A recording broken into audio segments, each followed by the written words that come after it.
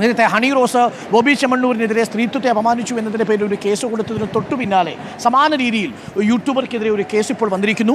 YouTube channel cyber അധിക്ഷേപം നടത്തിയെന്ന പരാതിയുമായി നടി Mala Parvathy filmy news and gossip channel വേറെ പണിയൊന്നും ഇല്ലേടേ എന്നാണ് വ്യാജ അശ്ലീല ചിത്രം പ്രചരിപ്പിച്ചെന്നും പരാതിയിൽ പറയുന്നു. വീഡിയോയ്ക്ക് താഴെ അശ്ലീല കമന്റ് ഇട്ടവർക്കെതിരെയും പരാതി നൽകിയിട്ടുണ്ട്.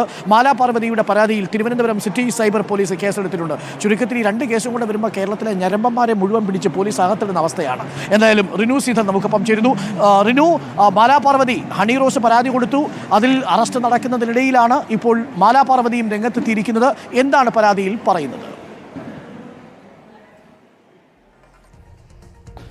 അരുൺകുമാർ, ഇതൊരു സോഷ്യൽ മീഡിയ പ്ലാറ്റ്ഫോമിലൂടെ അധിക്ഷേപം നടത്തി എന്നുള്ളത് തന്നെയാണ്. അതായത് ഒരു യൂട്യൂബ് ചാനലിനെതിരെയാണ് മാലാ പാർവതി തിരുവനന്തപുരം സിറ്റി സൈബർ പോലീസിൽ പരാതി നൽകിയിരിക്കുന്നത്. മാലാ പാർവതിയുടെ വ്യാജ അശ്ലീല വീഡിയോ ഈ യൂട്യൂബ് വഴി പ്രചരിപ്പിച്ചു എന്നുള്ളതാണ്. ഫിലിമി ന്യൂസ് ആൻഡ് ഗോസിപ്പ് എന്ന് പറയുന്ന ആ പേരിൽ തന്നെയുണ്ട് ആ യൂട്യൂബിൻ്റെ ഒരു പ്രതിഫലനം എന്നുള്ളത്. Filmi news and gossip channel എന്ന് പറയുന്ന യൂട്യൂബ് ചാനലിനെതിരെയാണ് ഇപ്പോൾ സിറ്റി സൈബർ പോലീസ് കേസെടുത്തിരിക്കുന്നത്. ഒപ്പം ഈ അശ്ലീല വീഡിയോയ്ക്ക് താഴെ വന്ന് കമന്റ് ഇട്ടവർക്കെതിരെയും ഈ പരാതിയിൽ പറയുന്നുണ്ട്. ടൈഗർ 7C എന്ന് പറയുന്ന ആ ഒരു യൂട്യൂബ് ചാനലിനെതിരെയും അതിൽ കേസുണ്ട്, അല്ലെങ്കിൽ പരാതിയുണ്ട്, കേസ് എടുത്തിട്ടുണ്ട് എന്നുള്ളതാണ്. ഭാരതീയ ന്യായ സംഹിത IT വകുപ്പ് പ്രകാരമുള്ള കേസുകൾ രജിസ്റ്റർ ചെയ്ത് അന്വേഷണം ആരംഭിച്ചിട്ടുണ്ട് സിറ്റി സൈബർ പോലീസ് എന്നാണ് നമുക്ക് ലഭിക്കുന്ന വിവരം. അരുൺകുമാർ.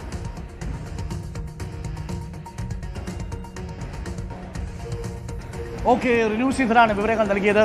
ഒരു കാര്യം നമ്മൾ തുറന്നു തന്നെ പറയാം, ഇത്തരത്തിലുള്ള ഈ അശ്ലീല ഭാഷാ പണ്ഡിതന്മാരെ നമ്മുടെ കേരളത്തിന് ആവശ്യമില്ല.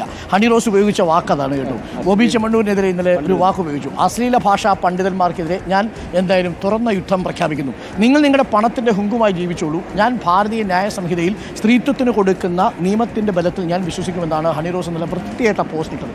സംഭവം മോശമായിപ്പോയി അല്ലേ?